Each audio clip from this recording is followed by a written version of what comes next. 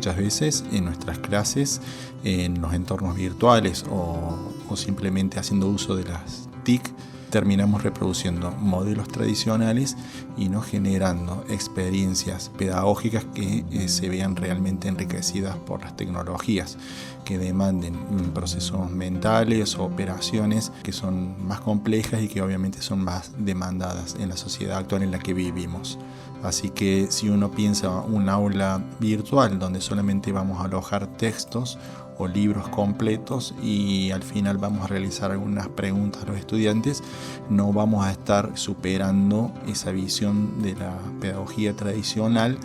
más expositiva, más transmisora.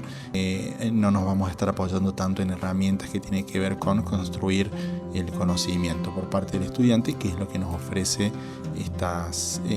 nuevos entornos. El desafío número 2 nos invita a pensar en la brecha digital entre aquellos estudiantes que tienen acceso a distintas tecnologías, que saben manejarlas, y aquellos que no los tienen.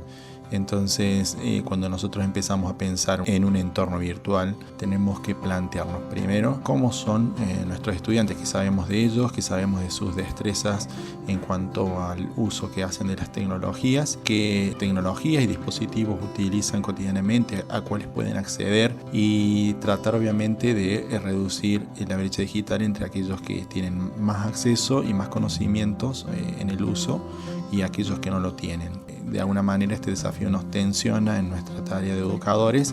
y nos lleva a reflexionar sobre cómo podemos contribuir y colaborar con esos estudiantes que no tienen el acceso y que van a insertarse en un mundo donde social, cultural y económicamente se verán atravesados por estas tecnologías. Al comenzar a construir aulas virtuales, tenemos que tener bien claro cómo son los sujetos que van a habitar estas aulas. O sea, en relación al desafío anterior, tenemos que conocer bien cómo son sus estilos de aprendizaje, cómo son sus ritmos, cómo es la relación con la tecnología, para que estas aulas sean escenarios que puedan albergar una diversidad y una heterogeneidad de estudiantes y en los cuales ellos se puedan sentir cómodos y podamos acompañarlos. ¿Para quién son nuestras aulas? Esa es una pregunta que nos tiene que guiar al nosotros incorporar distintas herramientas y tecnologías, tratando de hacer un equilibrio entre lo que ellos saben, ellos traen, ellos tienen, y lo que nosotros sabemos, tenemos y traemos, y cómo podemos encontrar un lugar nuevo donde aprendamos mutuamente y donde nos animemos a salir de la zona de confort para explorar otras herramientas. La alfabetización digital, alfabetización que significa no solamente saber producir, consumir, leer contenidos digitales, sino que también tiene relación directa con el uso y la disponibilidad y el conocimiento de los dispositivos, contenidos, mensajes y lenguajes. Son cuestiones que tenemos que rescatar. Cuando hablamos de la alfabetización digital, entre otras cosas, nos podemos estar refiriendo a poder discriminar información de opinión, a poder discriminar fuentes fidedignas de aquellas que no lo son, en poder acompañar a los estudiantes en la participación en estos escenarios virtuales, y por otra parte también acompañarlos en el aprendizaje, que significa moverse con seguridad en los entornos digitales. Siempre que nosotros utilicemos espacios nuevos para relacionarnos con nuestros estudiantes, podemos comenzar a lo mejor por espacios que pueden ser comunes, familiares, e irnos desplazándonos a sitios donde podamos explotar y aprovechar el potencial que nos ofrecen las tecnologías. Esto significa que también nosotros debemos enseñar, y también nosotros previamente debemos haber aprendido cómo funcionan algunos de estos recursos tecnológicos para poder también enseñárselos a nuestros estudiantes y para poder incorporarlos a ellos mismos a estos nuevos espacios de vinculación y espacios de educación. Nunca olvidarnos que en los entornos virtuales nosotros estamos enseñando, que no se trata solamente de ofrecer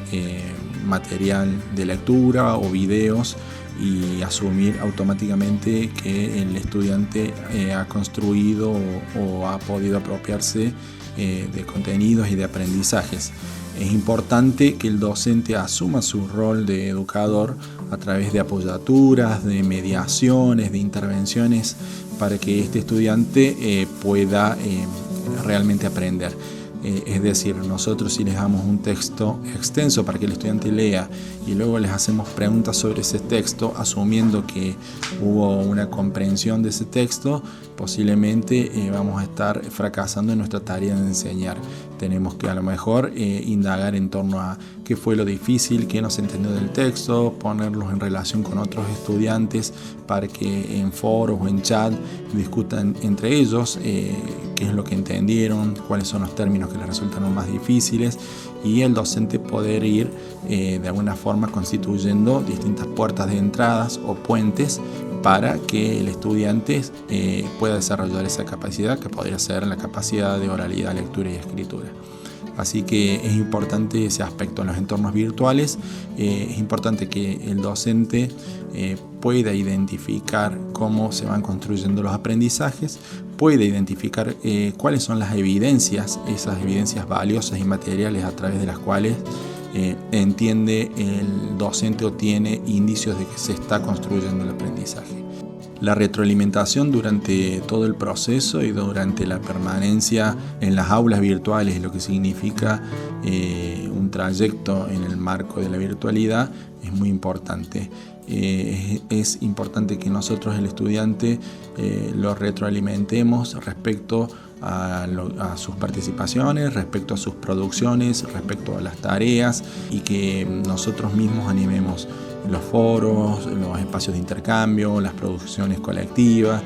que definamos por qué algunas producciones serán individuales y algunas serán producciones para realizar en grupo. Es importante que nos apoyemos en la noción de evaluación formativa, o sea, la evaluación no para calificar o poner una nota, sino para poder indagar qué es lo que realmente se está aprendiendo respecto a esos contenidos o temas de nuestro campo disciplinar. Y en esa misma idea, lo que se llama comúnmente como la evaluación sumativa, es importante que estén transparentados los criterios, que el examen mantenga coherencia entre lo que le hemos enseñado y lo que se le pide en una instancia de evaluación. Muchas veces los docentes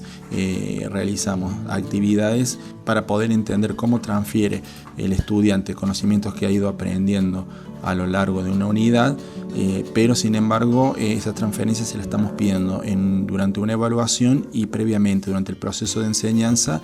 nunca le hemos pedido algo similar. Así que es importante que en ese sentido haya coherencia cuando uno realiza este tipo de evaluaciones.